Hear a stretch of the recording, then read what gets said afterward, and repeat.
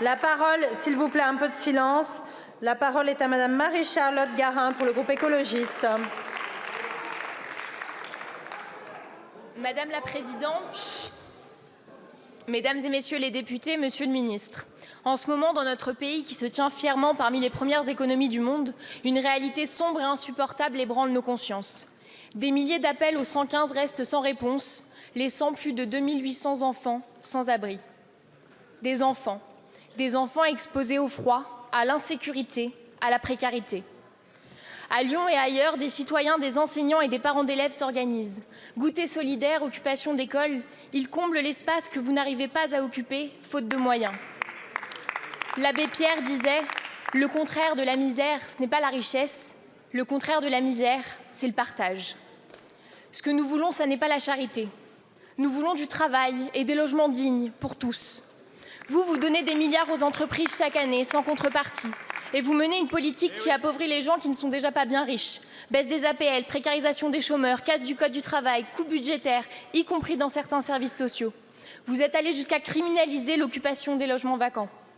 Alors évidemment, les budgets alloués à l'hébergement d'urgence n'ont jamais été aussi hauts. Mais parce que la situation n'a jamais été aussi catastrophique.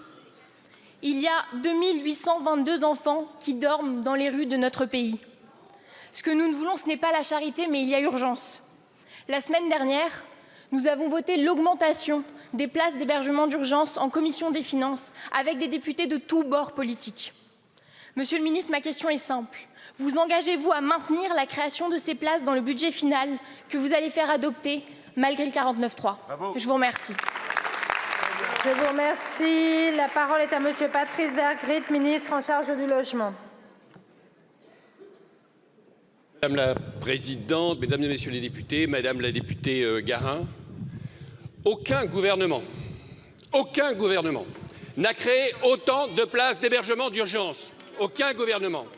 Nous sommes aujourd'hui à plus de 203 000 places d'hébergement d'urgence et nous continuons encore à les augmenter. Avec le plan logement d'abord, approuvé par toutes les associations, c'est 440 000 personnes à la rue qui ont retrouvé un logement. Et nous continuons aujourd'hui ce travail. Ce matin, j'ai eu l'occasion d'annoncer 500 postes supplémentaires. 500 postes supplémentaires, un tiers des effectifs, Madame la députée, pour la veille sociale. Le 115 que vous évoquez, les maraudes que vous évoquez aussi également, tout l'accompagnement social pour permettre à ces personnes, non pas de rester dans l'hébergement d'urgence, parce que nous ne nous en satisfaisons pas.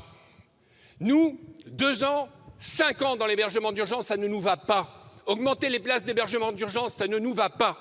Nous voulons trouver des solutions pour qu'ils puissent trouver un logement. Et c'est ça que nous faisons actuellement. Et c'est pour ça que nous remontons ces effectifs-là avec des solutions de logement à la clé. Merci.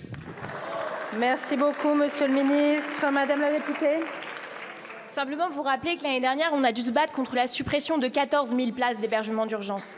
Que les places d'hébergement d'urgence ne soient pas une baguette magique, on le sait.